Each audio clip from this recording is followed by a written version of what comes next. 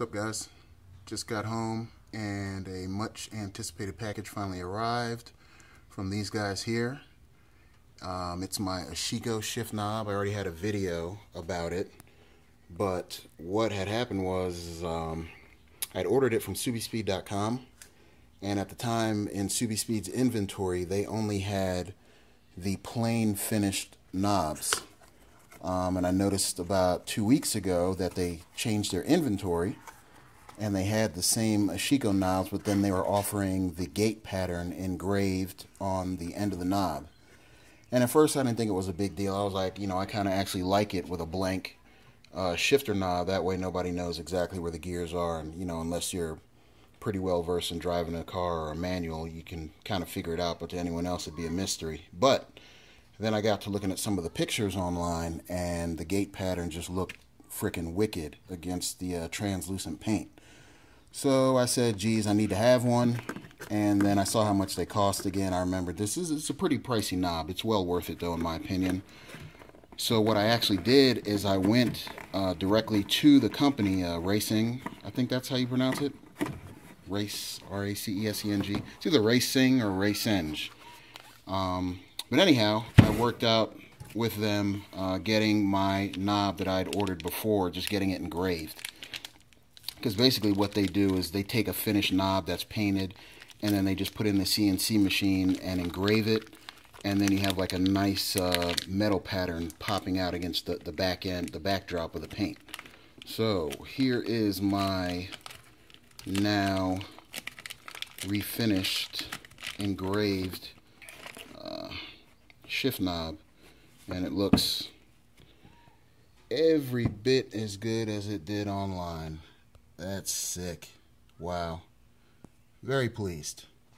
So real quick, I wanted to show you comparison between the stock knob and the Ashiko. That's the model this one is. It's a high mass knob, both in height and size. Now, the stock shifter isn't bad, but going from this to this during the past about week and a half drove me nuts. As you know, the gearbox in these cars are pretty notchy and catchy, and going back to a lighter knob just didn't feel right to me.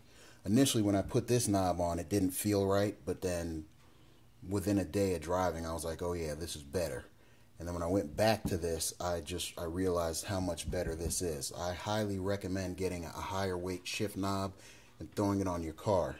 And if you just look here at the overall weight or mass difference, this is the stock knob that goes on the end of the the shifter stick in there. 6.9 ounces. Take this off. Go to the Ashiko. 1.9. 1 pound, 9 freaking ounces. Almost 2 pounds.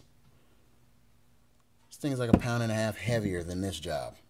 So when you put it on, you feel it in every single shift. It makes a huge difference. This absorbs a lot of the notchiness and roughness that you get when you're shifting.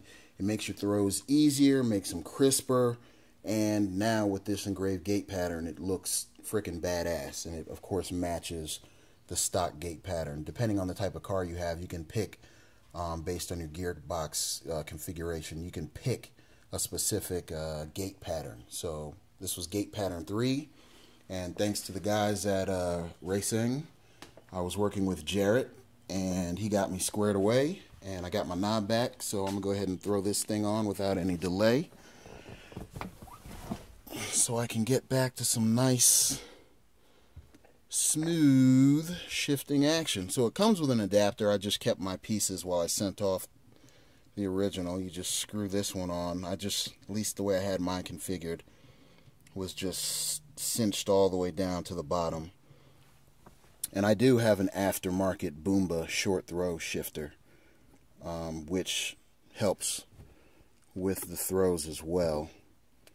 And it, like I said, if you look at my other videos, you'll see part of the reason why I threw in this short shifter is because the shifter knob, the Ashiko, was taller than the stock knob.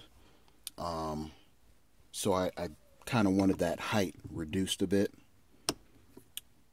So we just lock that in a little bit, like that. And where is the other adapter? It's right here. And this one, I believe, goes on top like that. And I may have to put my camera down. Actually, nope. That's the wrong way, buddy. Flip it over. It goes the other way. My bad, my bad. It goes this way. Yep, there we go. So that goes that way. Yep, let me put the camera down real quick. Real quick, real quick, real quick, real quick. Still filming.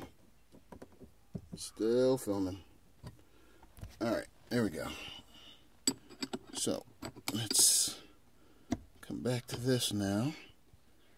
Torque that just a hair. And let's see if I have to make any adjustments. Hopefully not. I can just thread this puppy back in and hopefully it lines right up. So I don't have to do any adjustments.